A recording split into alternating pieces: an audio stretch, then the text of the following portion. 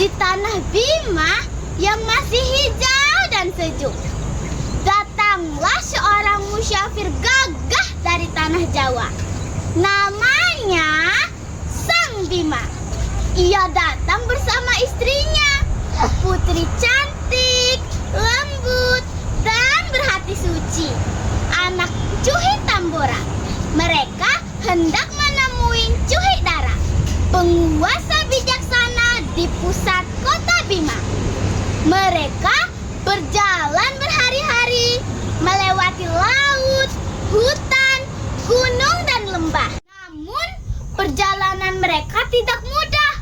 Ketika melewati lereng Tambora, tiba-tiba langit mendung, petir menyambar, prak! Angin besar berputar membawa pasir laut ke udara. Makhluk raksasa berwujud naga laut muncul dari bawah teluk.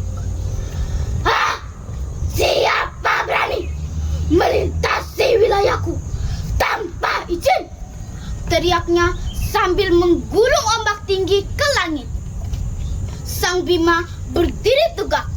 Ia menghunus pedangnya yang bercahaya keemasan dan berkata lantang, "Aku datang bukan untuk berperang, tapi untuk membawa persaudaraan."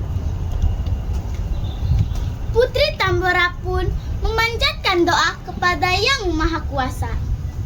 "Wahai Tuhan pemilik langit dan bumi, lindungilah perjalanan kami dari gangguan makhluk ciptaan-Mu.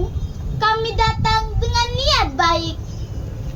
Tiba-tiba ombak yang bergulung berubah menjadi cahaya keemasan. Naga laut itu tersenyum lalu berbisik, "Jika niatmu tulus, maka laut ini akan menjadi pintu bagi kebaikan."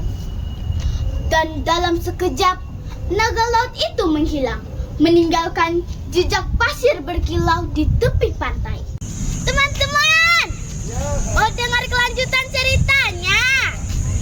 Ya, berita kedatangan Sang Bima pun menyebar ke seluruh penjuru. Para cuhi mempersiapkan penyambutan megah. Rakyat datang berbondong-bondong membawa gendang, gong, dan hiasan laut.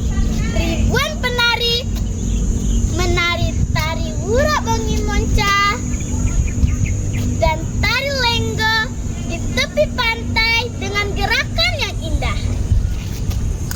Mereka menari hingga ombak pun seolah ikut bergoyang. Tempat itu begitu ramai dan megah, sampai akhirnya disebut Dewa Sepi, karena dewa berarti tari dan sepi berarti banyak.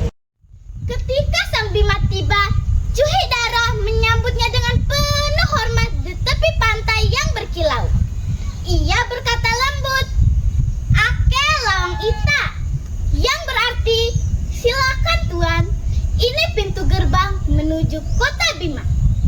Suara itu berpadu dengan ombak. "Lawata! Lawata!" Suara itu berpadu dengan ombak, sehingga rakyat mulai menyebutnya Lawata. Lawata!